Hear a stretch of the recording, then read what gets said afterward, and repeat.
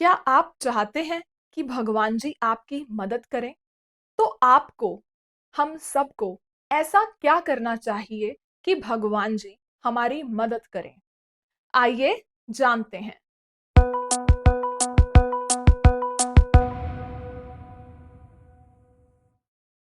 नमस्ते, हरि बोल। मैं विजयलक्ष्मी आप सभी का पॉजिटिव हिंदी के एक नए एपिसोड में स्वागत करती हूँ। आशा करती हूँ प्रभु की कृपा से आप सब आनंद में होंगे। पिछले एपिसोड में हमने चर्चा की कि जब लॉर्ड ब्रह्मा से गलती हुई, उन्होंने अपनी गलती स्वीकार करी और कैसे भगवान जी से प्रार्थना करी और प्रभु ने उनको माफ किया। पिछला वाला एपिसोड मुझे रिकॉर्ड करने में बहुत ही ज्यादा मजा आया और एक अनकट फन वीडियो थी। मैंने उसमें बांके बिहारी जी का जिक्र किया और कैसे मैं भूल गई, तो वो सब मैंने उसमें एज इट इज रखा। हालांकि मैंने उसमें से काफी निकाल दिया क्योंकि मैं 5-10 मिनट तक सोचती रही कि मैं क्या बात कर रही थी।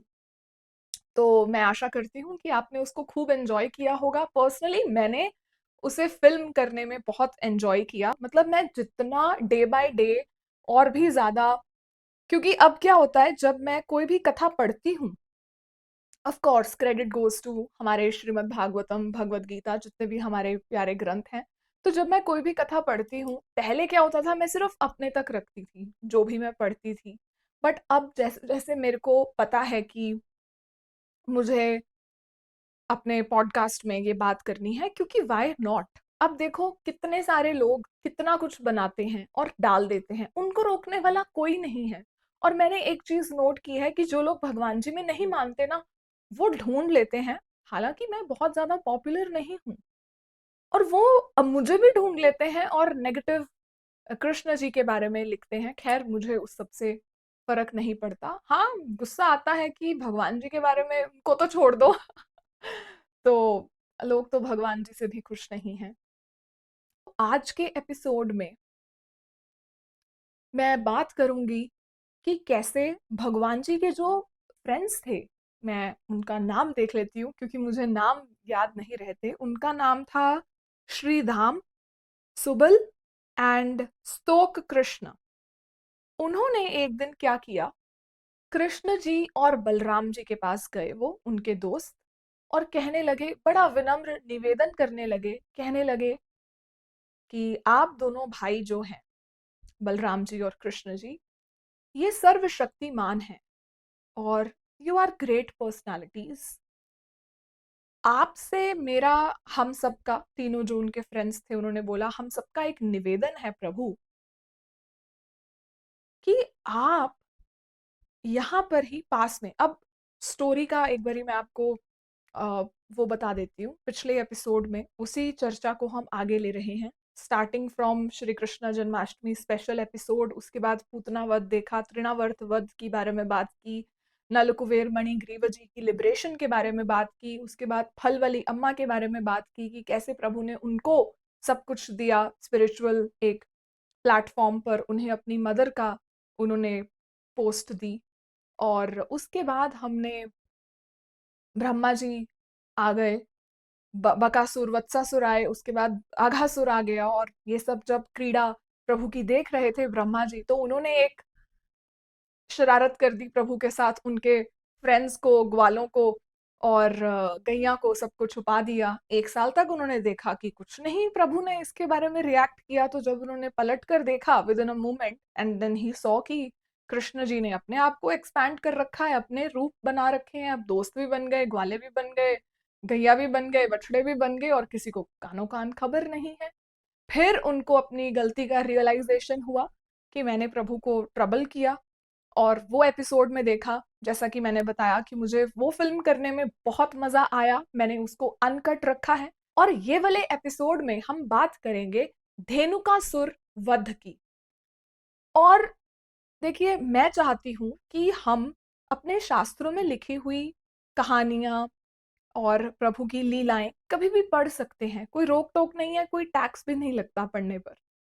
लेकिन मैं चाहती हूँ कि हम उन्हें सिर्फ किताबों में ही ना रहने दें, हम उन बातों को अपने जीवन में उतारें कि ठीक है, मैंने ये लीला पढ़ी, इससे मैं कैसे, how can I apply this in my life, मैं इसे अपने जीवन में कैसे उतार सकती हूँ, कैसे अप्लाई कर सकती हूँ, क्योंकि मजा तो उसी में है ना। जब हम कोई मूवी देखते हैं, आप कभी गौर कीजिएगा, आप उसका गाना गुनगुनाएंगे और आपको हमेशा वो मेमोरीज रिकॉल करेंगे आप, कि जब भी आप वो गाना सुनेंगे आपको याद आ जाएगा कि आज से 5 साल पहले मैंने मूवी देखी थी, ऐसे देखी थी, अपने फ्रेंड्स के साथ, फैमिली के साथ, आपको वो सारी मेमोरीज रिकलेक्ट हो जाएंगी।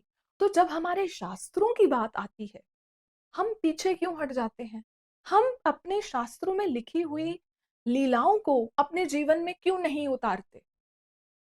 मान लीजिए हमने ब्रह्मा जी के बारे में जब पढ़ा, पिछले एपिसोड में जो हमने सुना, हम उससे जो भी रस निकल रहा है, और एक और मजे की बात पता है क्या है?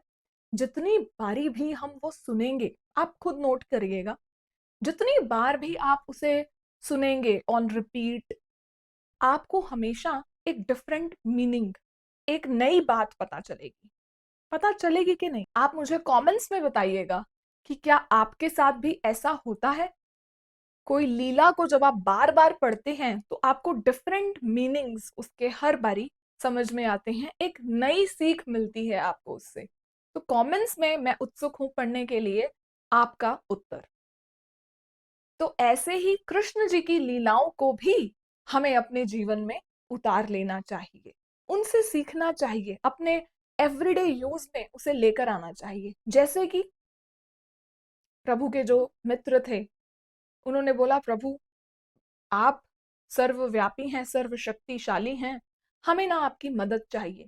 पास में ही एक वन है, ताल वन, और उसमें एक राक्षस है, धेनुकासुर। वो गधे का रूप लेकर उस जंगल में बैठा है, उस वन में बैठा है। उसके साथ में अपने डीमन फ्रेंड्स भी हैं, दूसरे राक्षस, वो भी गधे के रूप में बैठे हैं, और किसी को आने नहीं देते। इंसान तो दूर, किसी जानवर को भी वो फॉरेस्ट में, वन में जाने नहीं देते, उसे मार देते हैं। तो प्रभु वहां पर ना बहुत मीठी मीठी खुशबू है फलों की, देखो यहां तक आ रही है, आ रही है ना। तो वो बलराम जी और कृष्ण जी से कहते हैं, और कहते हैं कि आपने तो इतने बड़े बड़े दानवों को, राक्षसों को मार दिया, आपके लिए धेनुकासुर और उसका गैंग क्या चीज है, किस खेत की मूली है। तो चलो प्रभु, उस वन में जाते हैं, ताल वन में जाते हैं, और वहां पर मीठे रसों का पान करते हैं। धेनुकासुर को तो आप चुटकी में हरा दोगे, मार दोगे। तो अब श्री कृष्ण जी और बलराम जी अपने प्यारे भक्तों, अपने मित्रों की इस प्रार्थना को अस्वीकार नहीं कर सकते। वो इतना प्रेम करते हैं अपने भक्तों से, अपने मित्रों से, कि उन्होंने बोला चलो। फिर क्या था, जंगल में जाते ही बलराम जी फल देने लग गए, जोर जोर से पेड़ को हिलाने लग गए, फल गिरने लग गए। सारे फ्रेंड्स खुश हो गए कि बहुत मीठे फल हमें मिल रहे हैं जो हमने कभी चखे ही नहीं। और इतना में ही जो कोलाहल हुआ, जो शोर हुआ, धेनुकासुर आ गया गधे की फॉर्म में, और उसने बलराम जी को धक्का दिया। बलराम जी ने इग्नोर किया, उसने फिर आके बलराम जी को धक्का दिया। फिर क्या था, एक मौका दिया भगवान जी ने, उसने फिर से गलती करी, तो भगवान जी ने उसकी टांगे पकड़ी, घुमाया, और जब वो घुमा ही रहे थे, उस बेचारे के जान प्राण चले गए। अब देखिए, ऐसा नहीं है कि वो मामूली सा कोई राक्षस था, वो धेनुकासुर था। उसके पास बहुत सारी मिस्टिक पावर्स थी, बहुत सारी शक्तियां थी, और उसका इतना खौफ था उस जंगल में कि कभी कोई एंटर ही नहीं हुआ। तो भगवान जी के लिए क्या था, टांगे घुमाई, अभी घुमा ही रहे थे कि उसके प्राण निकल गए, और उन्होंने उसको फेंक दिया। और जब उसको फेंका, तो आप देखिए वहां पे बहुत सारे पाम ट्रीज थे। तो जब वो बहुत सारे जो वृक्ष थे उन पर वो गिरा, तो एक के बाद एक बहुत सारे वृक्ष उखड़ गए, क्योंकि उसका इतना भार था और उन्होंने इतनी फोर्स से फेंका था उसे ऐसे वर्लपूल बनाकर।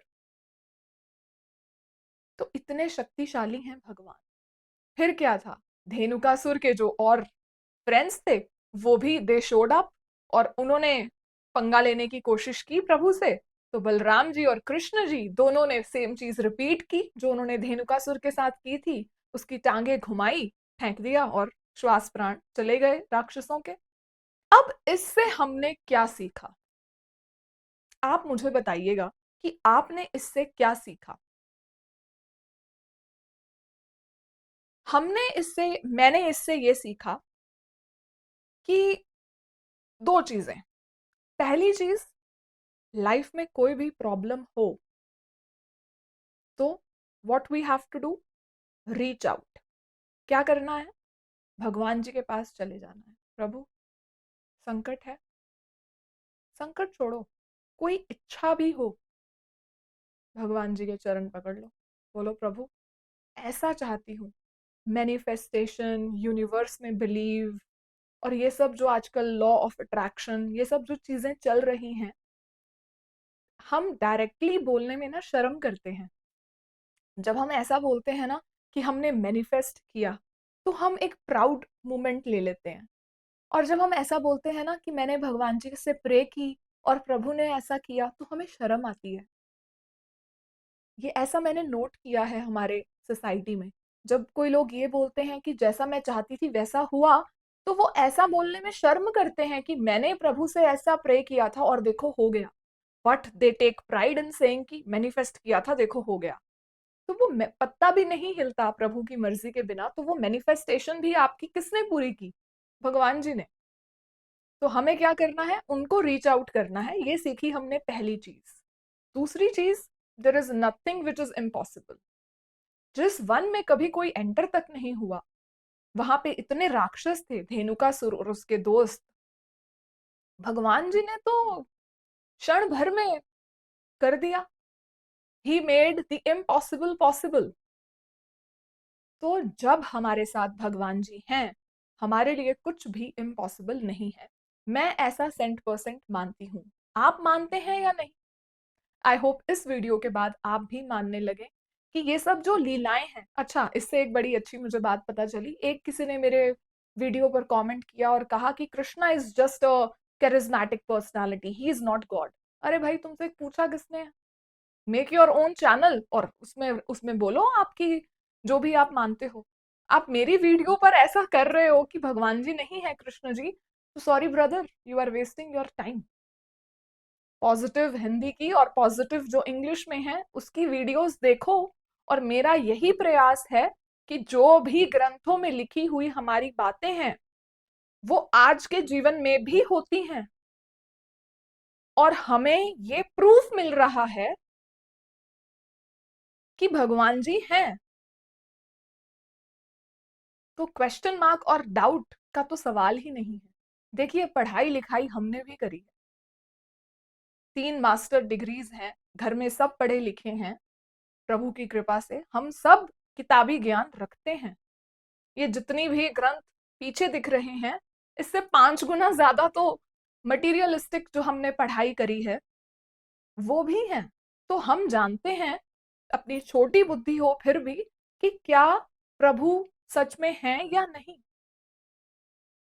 और ये जो इनिशिएटिव है, ये इसीलिए है कि पढ़े लिखे मूर्ख आजकल बहुत हैं। तो उनको भी बताया जाए कि देखिए, हम आपकी साइंस को और बाकी सब चीजों को नकार नहीं रहे हैं।